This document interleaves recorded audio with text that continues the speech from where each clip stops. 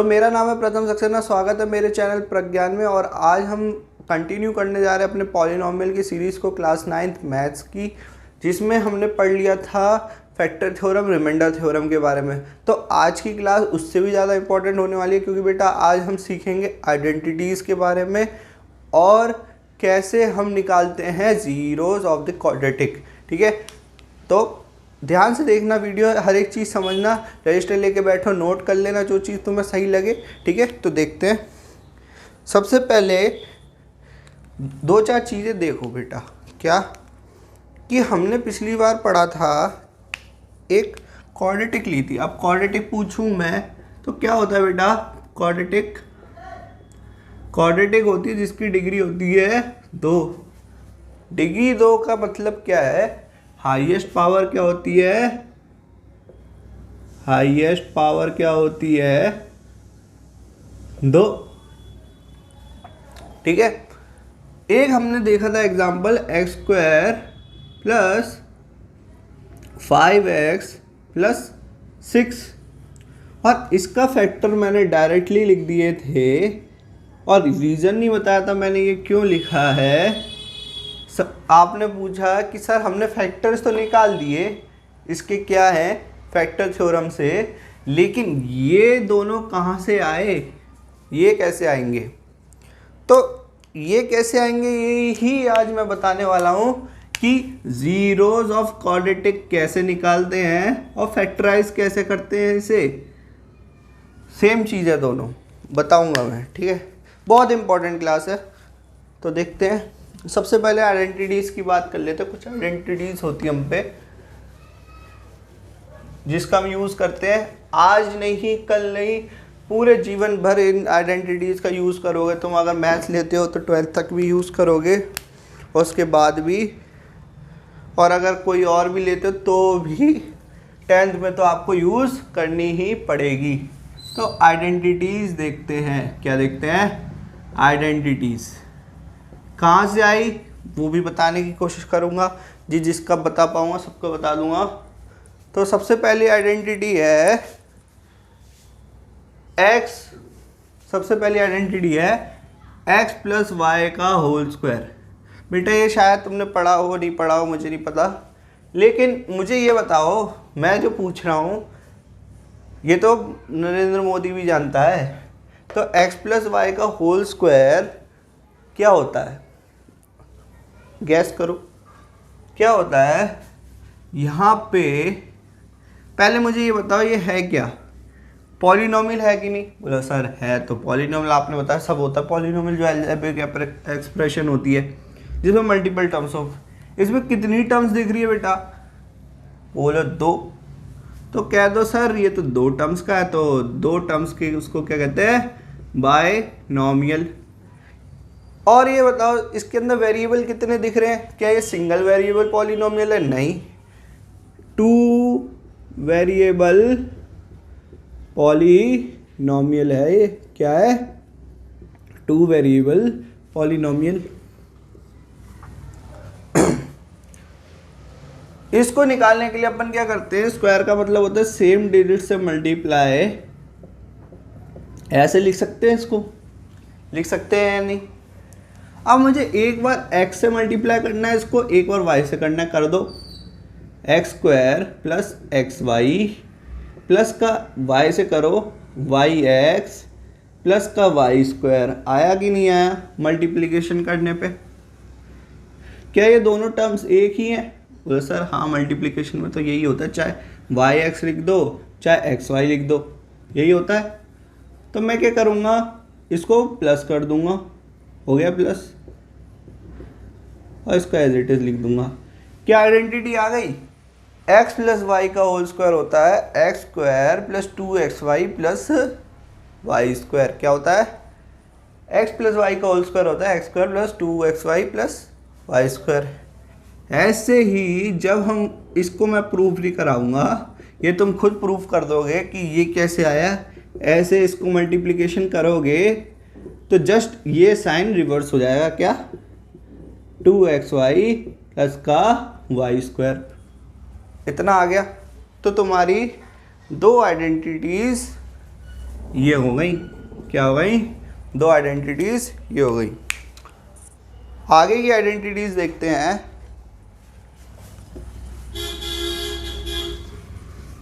शोर शराबे के लिए हम तहे दिल से माफ़ी मांगते हैं आपसे, बट शोर शराबे से ज़्यादा हमें मैथ्स की ओर फोकस करना है।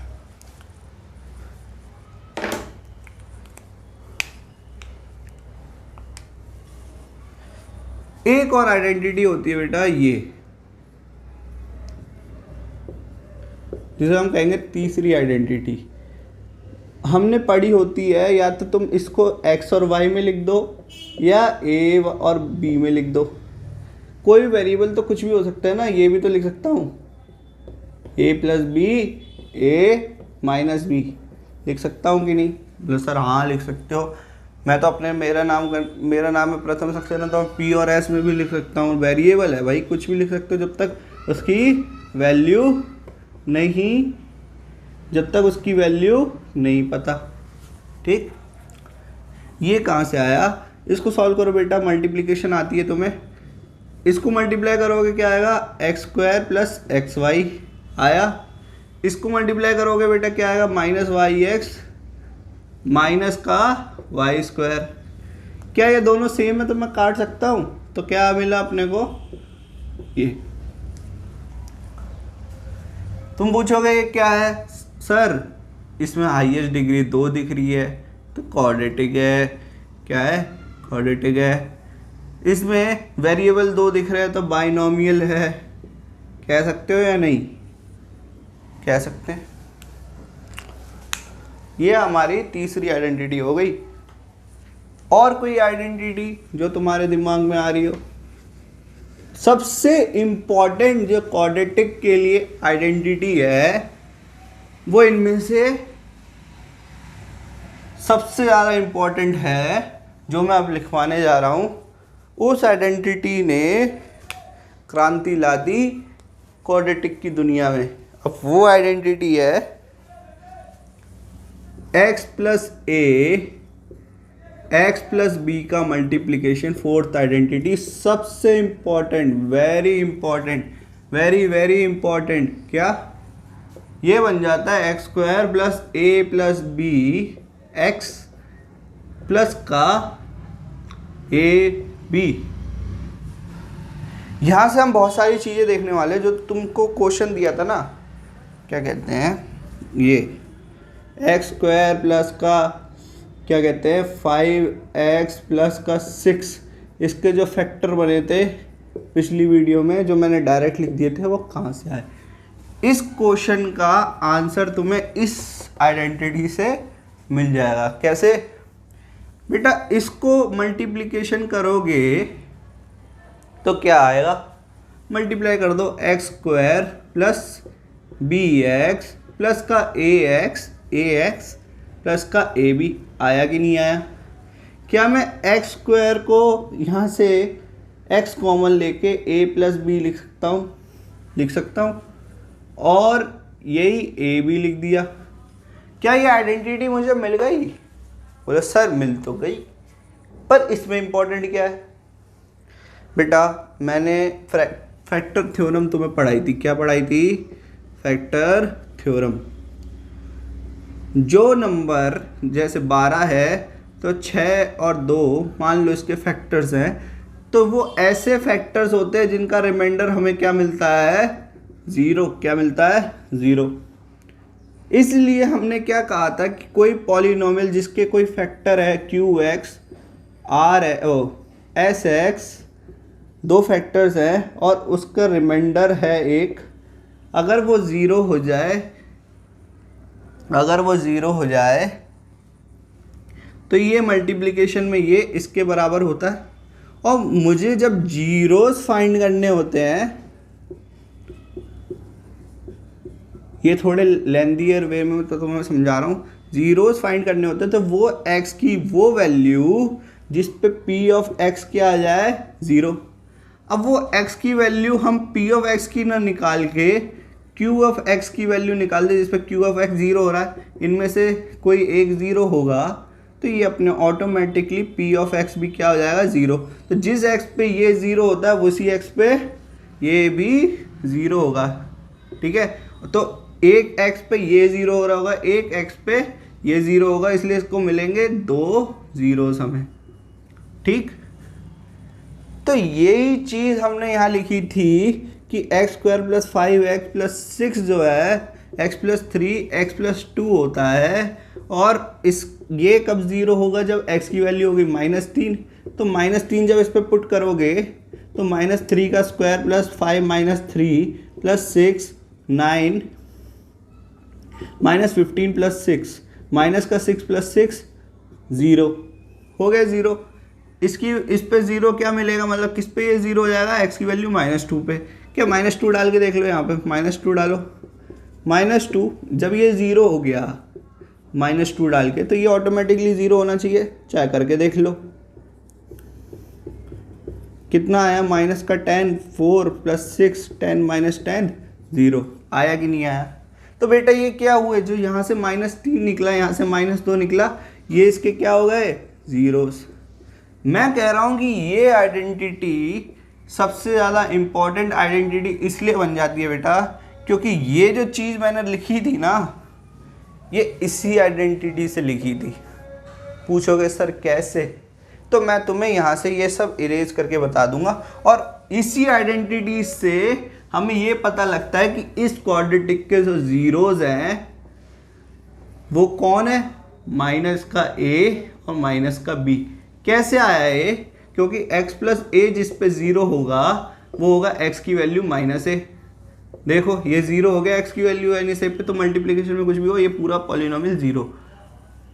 x की वैल्यू -b पे ये ज़ीरो हो जाएगा, ये भले ही ना हो तो भी ये ज़ीरो हो जाएगा। तो इसके दो हमें ज़ीरो मिले। इसी आइडेंटिटी से मैंने ये भी निकाले। अब पूछो कैसे, ये तभी तो ये बहुत इंपॉर्टेंट आइडेंटिटी बन जाती है बेटा। एक बार देखते हैं अपन, इतना मैं इरेज कर दिया, फैक्टर थ्योरम का एक थोड़ा सा रिवीजन मिल गया होगा तुम्हें। ध्यान से देखोगे तो x + a x + b इसके फैक्टर्स ही तो लिखे हैं यहाँ पे। मैं इसको उल्टा करके लिख सकता हूँ इक्वेशन को, आइडेंटिटी को, कि अगर मेरे पे क्वाड्रेटिक है कोई और उसको हम इस तरीके से लिख सकते हैं, तो ये तो फैक्टर्स बन गए। दीज आर क्या, फैक्टर्स। क्या हैं, फैक्टर्स। जो पिछली उसमें क्लास में बताया था कि ये मेरे पे है। मुझे ये बताओ, दो ऐसे नंबर्स बताओ जिनका मल्टीप्लिकेशन, ये क्या है, मल्टीप्लिकेशन ऑफ टू नंबर्स, और ये क्या है, एडिशन ऑफ टू नंबर्स। क्या, एडिशन। ये एडिशन है, ये मल्टीप्लिकेशन है। ऐसे दो नंबर हमें सोचने हैं जिसका मल्टीप्लिकेशन 6 हो और एडिशन 5 हो। तो ऐसे नंबर होते 3 और 2। देखो मल्टीप्लिकेशन में क्या आता है, दिखाऊं, ये देखो 3 + 2x प्लस का 3 × 2 प्लस का x², और यही क्या बन गया हमारा, यही क्या बन जाएगा, x + 3 और x + 2। अब बोलोगे सर आपने ये आइडेंटिटी से लिख दिया, हमने आइडेंटिटी से इसे प्रूफ किया था, क्या इससे इसे प्रूफ कर सकते हैं। बोले सर हाँ कर सकते हैं, क्यों नहीं कर सकते। यहाँ से मल्टीप्लिकेशन कर दो, 3x + 2x हो गया ये, और 3 × 2 मतलब 6 ले लिया, मतलब जो भी है ऐसे भी लिख सकते हो, और x ले लिया कॉमन, x + 3, और यहाँ से 2 ले लिया कॉमन, x + 3। इन दोनों में से x + 3 कॉमन ले लूँगा तो मिलेगा क्या, x + 2 ही तो मिलेगा। आया कि नहीं आया बेटा। ये जो चीज़ मैंने लिखी है ये बहुत इंपॉर्टेंट कंसेप्ट है। कोई भी क्वाड्रेटिक दिखे, अगर कोई दो नंबर का मल्टीप्लिकेशन यहाँ बन रहा है और x के कोफिशिएंट में उन दो नंबर्स का सम बन रहा है, तो क्या कहलाएगा ये, तो हम उसको फैक्टर में तोड़ सकते हैं। ये देखो फैक्टर्स निकाल दिए, ठीक। अब इसी को मैं एक एडवांस लेवल पे लेके जाता हूँ ताकि तुम थोड़ी बेटर अंडरस्टैंडिंग इस चीज़ की ला सको, क्योंकि सबसे इम्पोर्टेंट टॉपिक जो आने वाले समय में तुम्हारे काम आएगा वही है। इससे एक चीज़ ईजाद होती है। क्या ईजाद होती है? यहाँ से एक चीज़ हमें मिलती है, एक मेथड हमें मिलता है, इसको हम कहते हैं फैक्टराइजेशन। क्या कहते हैं बेटा? फैक्टराइजेशन। और इससे जो मेथड हमें मिलता है उसको कहते हैं मिडल टर्म स्प्लिटिंग। क्या कहते हैं बेटा? Middle term splitting. और इसी चीज़ को मैं आगे लेके जाता हूँ, तुमने नोट कर लिया होगा, मिटा रहा हूँ मैं। आज हम मिडल टर्म स्प्लिटिंग पे खेलते हैं गेम। क्या खेलेंगे? गेम। ये आइडेंटिटी में यही लिखे रहने देता हूँ ताकि समझ में आएगी चीज़ें। 2-3 एग्जाम्पल लेते हैं, उससे तुम्हें मिडल टर्म स्प्लिटिंग ये किस लिए यूज़ करते हैं? फैक्टर्स और ज़ीरोज़ निकालने के लिए। क्या निकालने के लिए? फैक्टर्स और ज़ीरो। एक एग्जांपल जो मैंने अभी लिया, ठीक, एक एग्जांपल ये भी ले लो, ठीक, और एक एग्जांपल ले लेते हैं हम नॉर्मल वाला एग्जांपल हम बाद में देखेंगे। चलो ये एग्जांपल लेते हैं। क्या इसके अंदर देखो बेटा, ज़रूरी नहीं है हर पॉलिनोमियल में तुम्हें मतलब हर क्वाड्रेटिक में तुम्हें ये बनता हुआ दिखे। क्या ये बनता हुआ दिखे?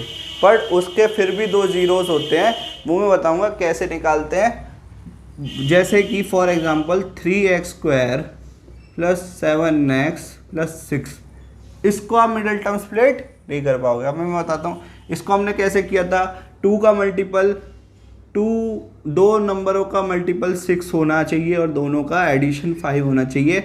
ऐसे नंबर होते हैं x² + 3 + 2 x + 3 × 2, और इसी से हमने निकाल दिया था कि ये होता है आइडेंटिटी से। या तुम उसको ऐसे भी कर सकते हो कि 3x + 2x लिख दूँ + 3 × 2 कर दूँ और x ले लूँ कॉमन, तो कितना आ जाएगा? ये x + 3, और x + 3 कॉमन लेके x + 2 बचेगा।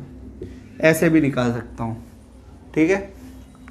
आपका सबसे पहले दिमाग कहाँ जाना चाहिए कि हमें चाहिए, ये जो आइडेंटिटी बता रही है कि हमें चाहिए इसका नंबर, इसका मल्टीप्लिकेशन।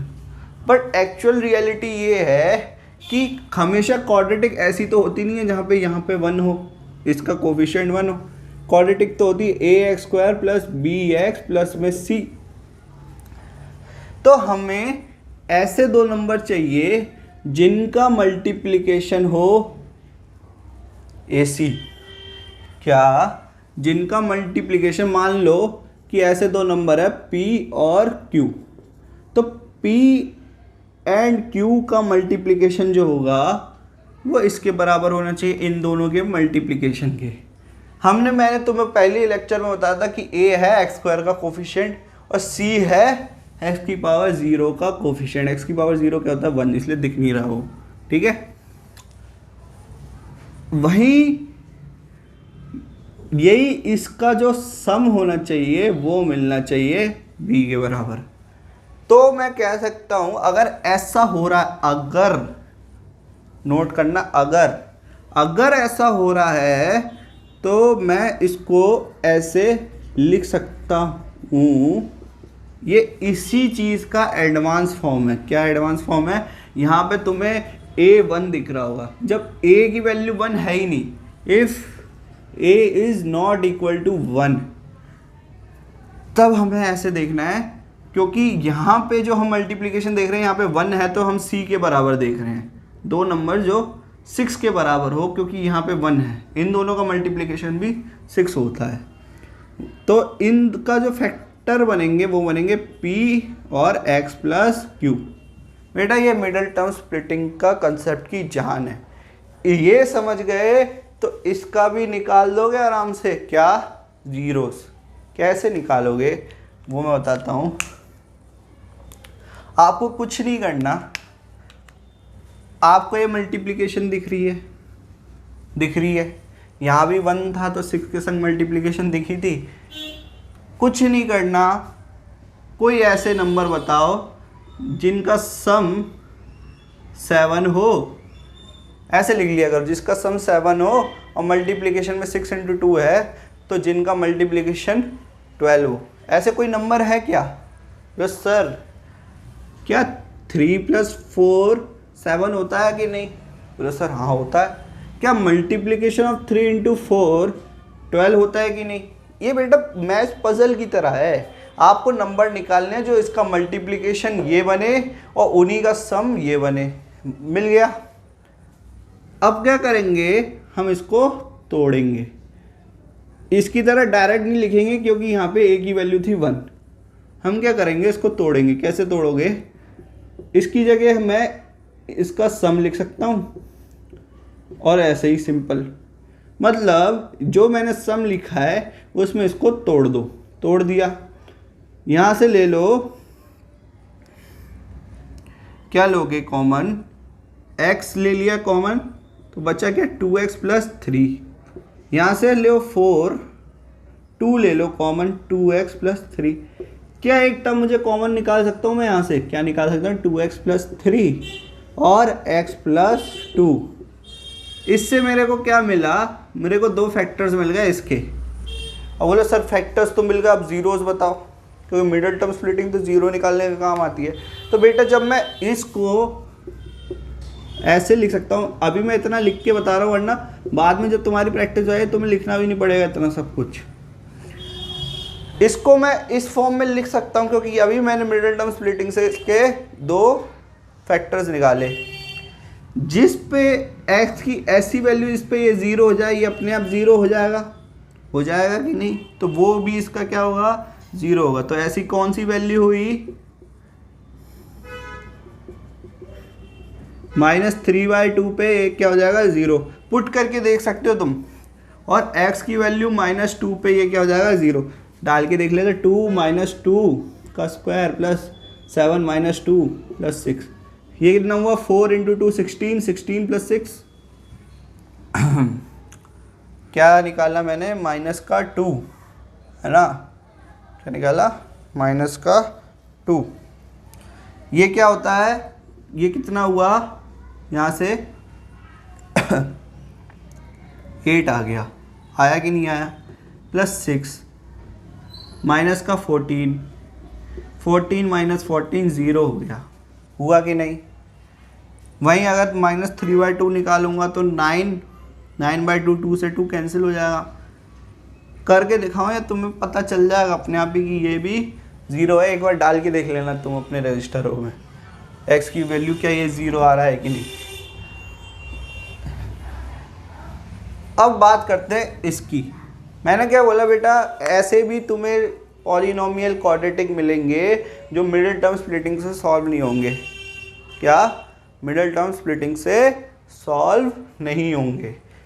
बट क्या उनके ज़ीरोज़ नहीं होते? ऐसा थोड़ी होता है, होते हैं उसके भी ज़ीरो। ये मैं बताऊंगा एक, जब NCERT ख़त्म हो जाएगी ना तब एक स्पेशल क्लास लूँगा, उसमें इसके भी ज़ीरोज़ बता दूंगा कैसे निकालते हैं। बात करते हैं कि 3x² + 7x + 6 दे रखा है। देखते ही नज़र जानी चाहिए कि इसका मल्टीप्लिकेशन कोई 2 नंबर जिनका मल्टीप्लिकेशन 18 आए और सम 7 आए। क्या ऐसे कोई 2 नंबर है क्या? बोलो सर 18 के तो ऐसे नंबर। अब क्या होता है यहाँ पे, बड़ी से बड़ी डिजिट मिल सकती है। क्या मिल सकती है? बड़ी से बड़ी डिजिट मिल सकती है तुम्हें फैक्टराइज करने को। तो मैं इसका ये भी मेथड बता दूंगा कि ये नंबर्स ना डायरेक्ट कैसे निकाल सकते हो। आप कैसे निकालोगे, ठीक है, उसका तरीका भी बता दूंगा। क्या ये ऐसा कोई नंबर एग्जिस्ट करता है जो जिसका मल्टीप्लिकेशन हो ये और सम हो ये? नहीं। तो मैं बेटा इस क्वेश्चन को मिडिल टर्म स्प्लिटिंग से नहीं कर पाऊंगा। तो मिडिल टर्म स्प्लिटिंग कहाँ काम आती है, कब हम उसको यूज़ करके फैक्टर्स निकाल सकते हैं, ये देख लिया। इसकी एक ट्रिक बता देता हूँ कि ये नंबर डायरेक्टली ना मिले तो हम कैसे निकाल सकते हैं, वो भी बता देता हूँ।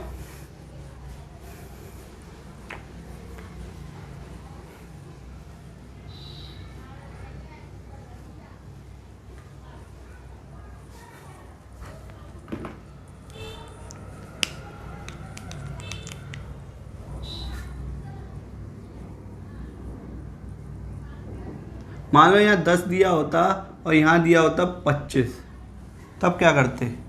सीधा देख के बता सकते थे, लेकिन जैसे जैसे नंबर बढ़ता जाएगा फिर कैसे बताओगे? या ये ले लो 120,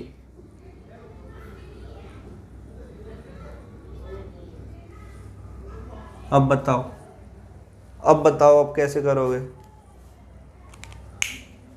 तो जैसे ही नंबर बढ़ते हैं ना, हमें ना ये देखना पड़ता है। सबसे पहली बात ना, आप ऐसे किया करो, जो मैं ट्रिक बताने जा रहा हूँ ये तुम्हारे में हमेशा काम आएगी।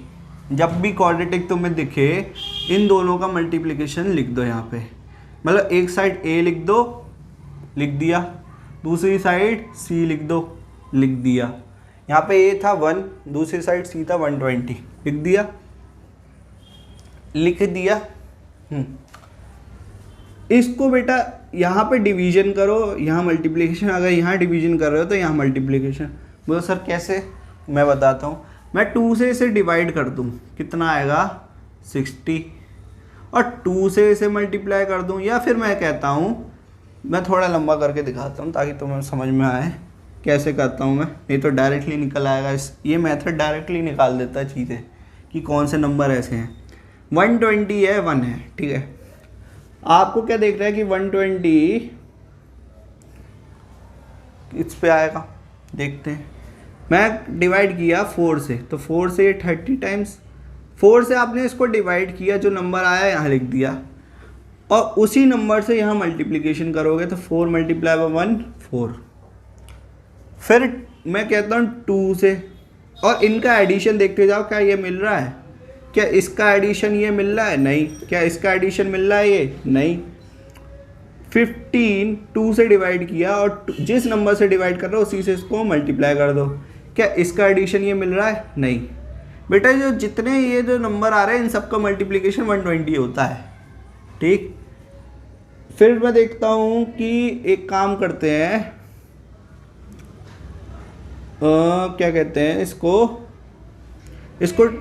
4 से डिवाइड करें तो ये मिलेगा 60 और ये मिलेगा 2। मतलब 4 से इसको डिवाइड किया, मैं कह रहा हूँ यहाँ भी डिवाइड कर सकते हैं। यहाँ डिवाइड किया 4 से तो यहाँ मल्टीप्लाई हो जाएगा 4 से, 4 मल्टीप्लाई बाय 15 60 और ये 2। क्या इसका सम मुझे यहाँ मिल रहा है? बोलो सर मिल गया ये तो। अब जैसे ही मिला ना, तो इस नंबर को सीधा सीधा इस फॉर्म में लिख दो। लिख दिया।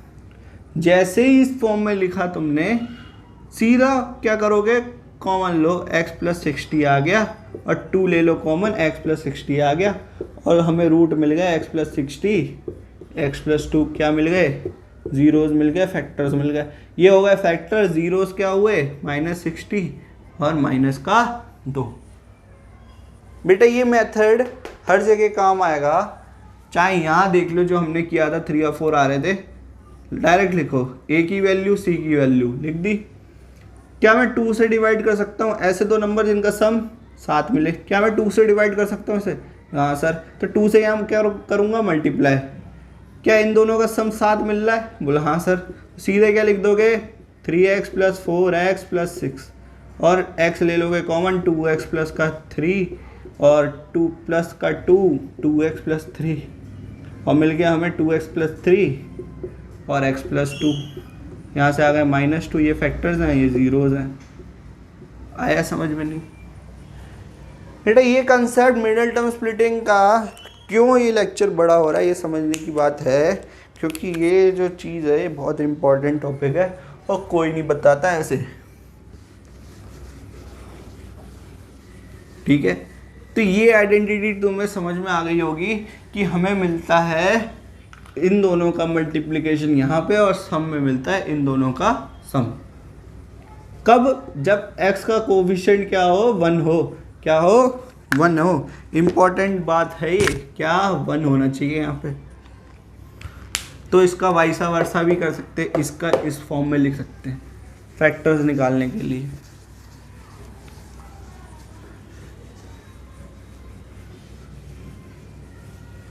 और अगली आइडेंटिटी पे मूव करते हैं, लेक्चर बड़ा हो रहा है।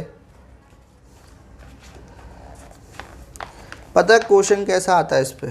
क्वेश्चन आता है एनसीईआरटी का, ये एक एग्जांपल बता रहा हूँ कि तुम्हें दे देगा कि ये रे फैक्टर्स, बताओ इसका पॉलिनोमियल क्या था, वो क्वाड्रेटिक क्या थी, पूछेगा। ये 5 लिख दो यहाँ पे। तो मैंने क्या बोला था, x स्क्वायर ऐसे लिखो। इन दोनों का सम क्या बन रहा है, इन दोनों का सम 2 बन रहा है कि नहीं। देखो 5 प्लस माइनस 3, देखो भाई प्लस में माइनस का 3 है, तो ये क्या हो जाएगा, माइनस बाहर आ जाएगा, इंटीजर्स पड़े होंगे, ठीक है। और दोनों का मल्टीप्लिकेशन क्या, -3 मल्टीप्लाई, ये देखो प्लस का था वहाँ पे आइडेंटिटी में, यहाँ का -3 है तो -3 ही लूँगा, मल्टीप्लाई में 5, क्या मिल रहा है मेरे को, माइनस का 15 मिला कि नहीं। तो यहाँ मैं क्या लिखूँगा, माइनस का 15। क्या आया समझ में, आया कि नहीं आया। और इसको मैं ऐसे भी लिख सकता हूँ 5 - 3 है, और ये हमारा 5 इंटू में माइनस का 3 है, ऐसे करके लिख सकता हूँ। तो ये हमारा आ गया पॉलिनोमियल, क्या आ गया, पॉलिनोमियल। और ऐसे ही अब कोई कह दे कि बताओ x + 3 मल्टीप्लाई में x + 3 क्या होता है। तो दो आइडेंटिटी से कर सकता हूँ मैं। कौन कौन सी आइडेंटिटी से, कि ये तो होता भैया x + 3 का होल स्क्वायर, तो मैं लिख दूंगा x square plus 2xy 6x plus का 3 का स्क्वायर 9, लिख सकता हूँ कि नहीं, पहली आइडेंटिटी। या मैं लिख सकता हूँ कि ये जो है a की वैल्यू है 3, b की वैल्यू भी है 3, तो मैं क्या लिखूँगा, एक्स स्क्वायर प्लस दोनों का सम 3 + 3 x + 3 इंटू में 3, लिख सकता हूँ कि नहीं। और ये क्या आ जाएगा, 6x + 9। तो दोनों आइडेंटिटी से हमने कर दिया, ठीक है। ये तो आइडेंटिटी हो गई x square plus 2xy plus y square, और ये वाली आइडेंटिटी हो गई कि x + a x + b हमारा किसके बराबर होता है, x square plus a plus b x plus A B, ठीक। इतना तो समझ में आ गया अपन को। आगे बढ़ते हैं।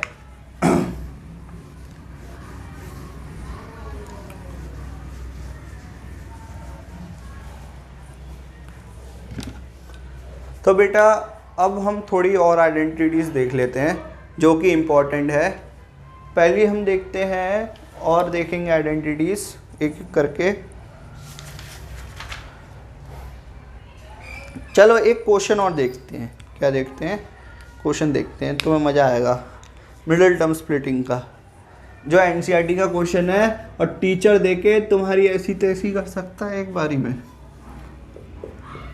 पर मेरा मेथड तुमने आराम से पढ़ा होगा मिडिल टर्म स्प्लिटिंग का, तो आराम से कर दोगे ये भी।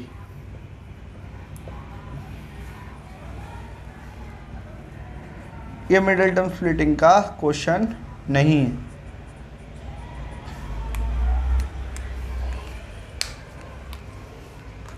ये फैक्टराइजेशन का क्वेश्चन है।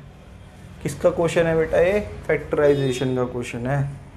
आपको इसके अंदर कुछ दिख रहा है, क्या लिख रहा है कि भैया ये जो है ये 7 ऑफ a का होल स्क्वायर है, और ये क्या है 5 ऑफ b का होल स्क्वायर। क्या ये 2ab है कि नहीं, वो देख लेते हैं। 2 × 7 × 5ab, अरे वाह। या फिर ऐसे लिख सकता हूँ 7a इंटू में 5b। क्या ये आइडेंटिटी बन गई a square plus b square plus 2ab की। तो मैं क्या लिख सकता हूँ 7 of a plus 5 of b का होल स्क्वायर। बोलता फैक्टराइज करना है, तो ये मैं ऐसे भी लिख सकता हूँ।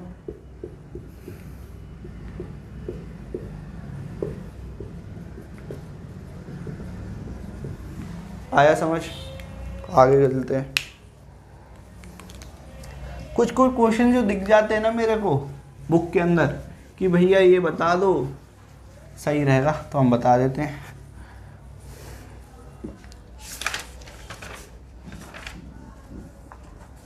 तो एक आइडेंटिटी होती है identity number 5, x plus Y plus Z का होल स्क्वायर। ये होता है हमारा X square plus Y square plus Z square plus 2xy plus 2yz plus 2xz।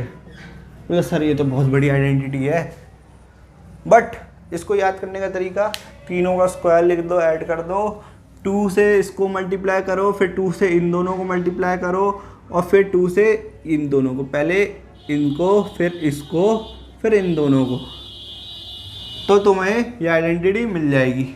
बोलो सर ये कहाँ से आई, अब ये भी बता दो। तो मान लेते हैं कि ये है x प्लस वाई एक टर्म और दूसरी टर्म है ये z, और मुझे करना है इसका स्क्वायर। क्या मेरे पे एक आइडेंटिटी मैंने पढ़ रखी है पहली वाली कि ये जो होता है, अगर मैं इसको एक टर्म मानूँ तो ये होगा x प्लस वाई का होल स्क्वायर प्लस में z का square plus 2 into X plus Y Z. होगा कि नहीं? अब मैं इसको आराम से लिख सकता हूँ कि ये है Z square plus 2zx plus 2zy आया, और x प्लस वाई का होल स्क्वायर। और मैं यहाँ से लिख दूंगा x प्लस वाई का whole square plus 2xy plus Z square plus 2zx plus 2zy, और यहाँ से आ जाएगा X square plus Y square plus Z square plus 2xy plus 2yz plus 2zx। आया कि नहीं आया? तो ये आइडेंटिटी नंबर 5 है। जब हम एनसीईआरटी की आखिरी एक्सरसाइज के क्वेश्चन करेंगे तब ये सारी की सारी आइडेंटिटीज यूज होगी। क्या होगी? यूज होगी।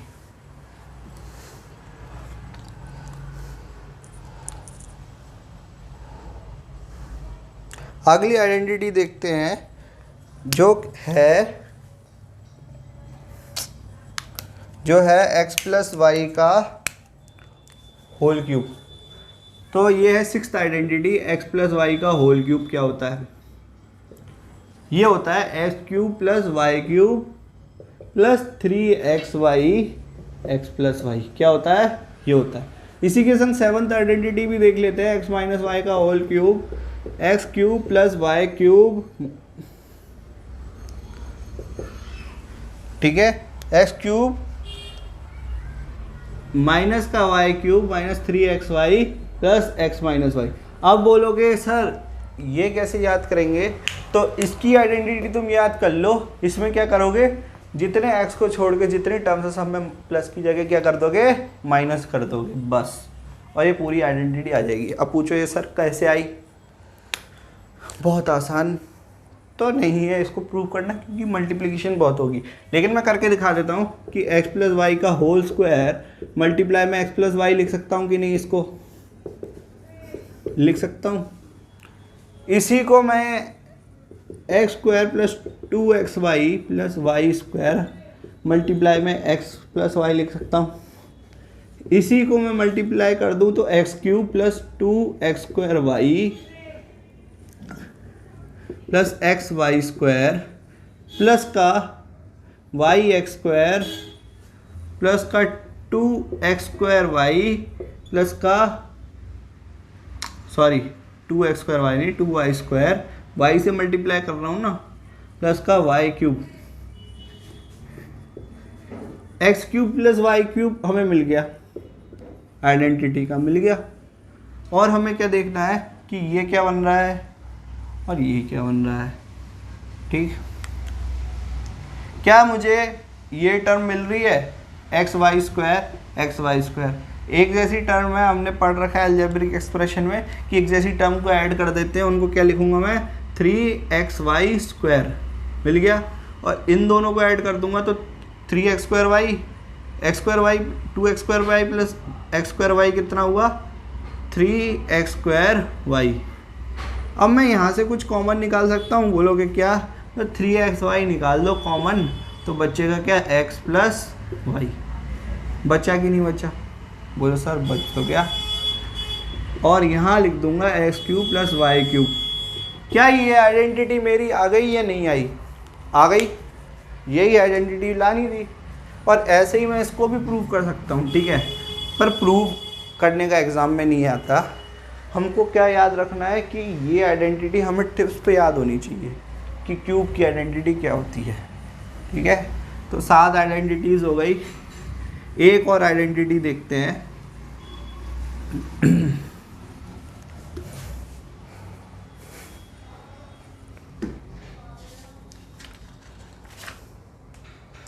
जो है 8th आइडेंटिटी। क्या?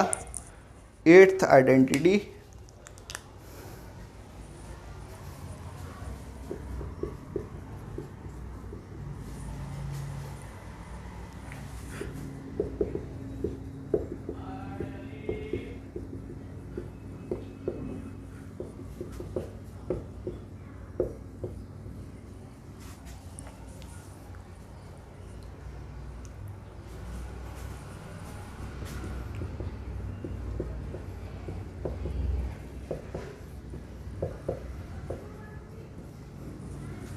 ये आइडेंटिटी है आखिरी आइडेंटिटी जो हमें पढ़नी है। ये कहाँ से आई ये भी जानना है तो मैं वो भी बता दूंगा, बट इतना कोई नेसेसरी नहीं है इसको जानना, क्योंकि ये बहुत बड़ी इसकी प्रूफ बनेगा, ठीक है। ये 3 आइडेंटिटीज़ तुम्हें याद करनी है, और उसके अलावा वो पहले की जो आइडेंटिटीज़ थी, ठीक है। 5वीं आइडेंटिटी मैंने बताई दी थी, कौन सी थी? हाँ बता दी थी, 2xy + 2yz + 2zx। इतनी आइडेंटिटीज़ तुम्हें याद हो गई तो हम NCERT की एक्सरसाइज पूरी आराम से पढ़ सकते हैं, कर सकते हैं, जो कि मैं कराऊंगा नेक्स्ट वीडियो में, क्योंकि ये हो जाएगी लंबी। क्या हो जाएगी वीडियो? लंबी। तो मिलते हैं नेक्स्ट वीडियो में, तब तक के लिए सब्सक्राइब कर लो, लाइक कर दो, शेयर कर दो अपने उन फ्रेंड के संग जिनको क्वाड्रेटिक के जीरो, मिडिल टर्म स्प्लिटिंग और फैक्टराइजेशन नहीं आता। उनको भेजो, उनका सारे कंसेप्ट क्लियर हो जाएंगे, तुम्हारे सारे कंसेप्ट क्लियर हो जाएंगे इस वीडियो से, और सारी आइडेंटिटीज़ मैंने बता दी है। तो मिलते हैं नेक्स्ट वीडियो में, तब तक के लिए जय हिंद, जय भारत।